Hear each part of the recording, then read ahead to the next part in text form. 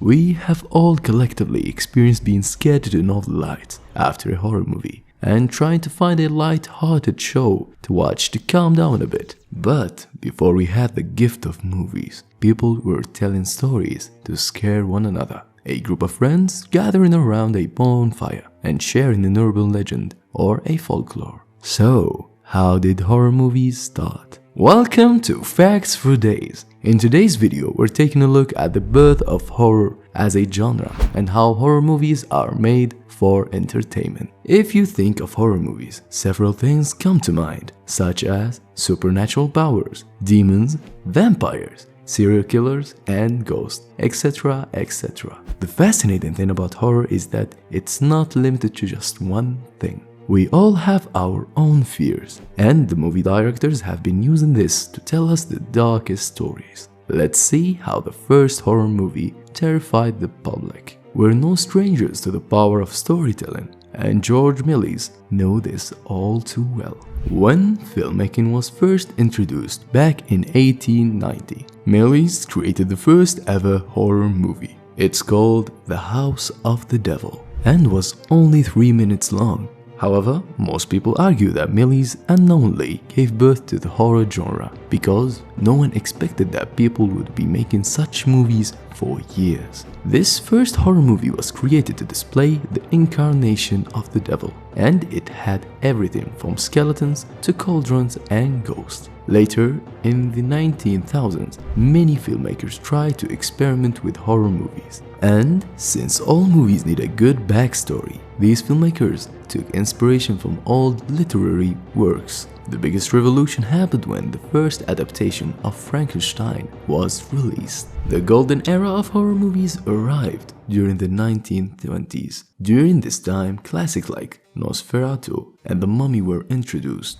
These movies did their best to unsettle the audience and make everyone feel scared. Before the 1930s, people were never labeled horror movies as a separate genre. All the previous works were just seen as melodrama with some dark elements. However, people started using the word horror to describe these specific types of movies. This doesn't mean that people were always welcoming. When a horror movie called Freaks was released in 1932, people found it so disturbing that most of the scenes were cut off. The original version is still nowhere to be found. This movie was banned for almost 30 years until the year 1950, which is considered to be the time of global dominance of horror.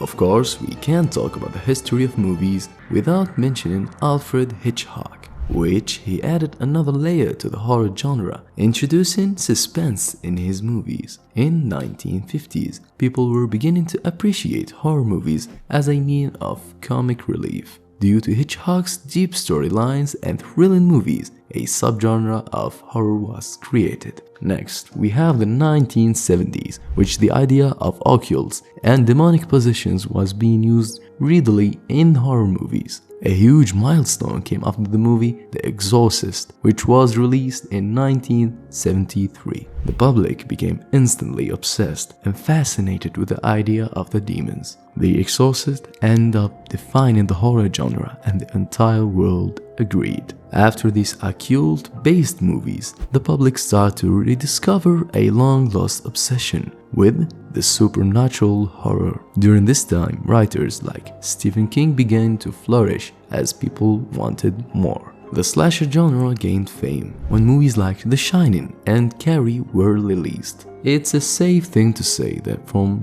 1970 to the 80s, the entire horror industry faced a huge revolution. People were no longer protesting horror movies or forcing them to be cut. When filmmakers began using the technique of psychological thrillers and slasher movies to keep the audience on their toes, everyone wanted to blow off some steam. People are always looking for new thrills and finding something new, fresh and scary. This is when filmmakers took a smart route and tried to depict some of the public's real fears. During the 70s, many people were aware of the side effects of thalidomide. This is when horror movies began displaying the dark possibilities of the world. People were scared of their unborn babies being born with genetic mutations or scared of the new technology. This is when horror movies went from telling urban legends to discovering the true fears of the public. Movies like Anaconda and Brain Dead were released. These movies made the audience believe that danger could be right around the corner. The invention of CGI took horror movies to the next level as ghosts,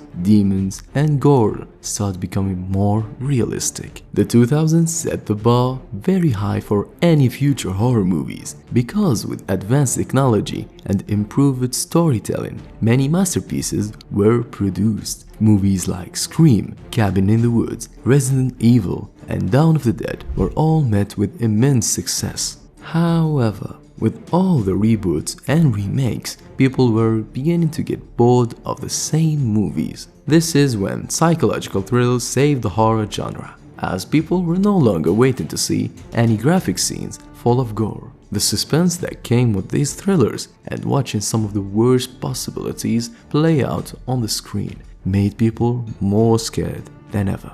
Nowadays, many filmmakers use horror as a metaphor in their movies. We don't see any imminent danger, and that's what makes it worse. It's easier to prepare yourself when you can expect what's coming. Although horror movies used to be full of jump scares, now it's more like you can slowly feel something crawling on your skin. The audience isn't fully aware of what's coming, and the little psychological tricks go a long way. On the other side, modern horror movies has advanced storylines and take a look at society and sends a deep message about our everyday life. Horror movies have way more effects than we might think. We're not only scared, but feel heightened emotions in our bodies. Both the physical and mental effects can be good for you. From time to time, watching scary movies release many hormones like adrenaline, dopamine, and cortisol, and this can feel good. On the other hand, you get to watch a character live out some of your worst fears and prepares you for the future. It's not like you will be experiencing any real zombie apocalypse, but it can be effective as a mental exercise. So, there you have it. Not all horror movies are simply meant to scare the audience. What are some of your favorite horror movies? Let us know in the comments.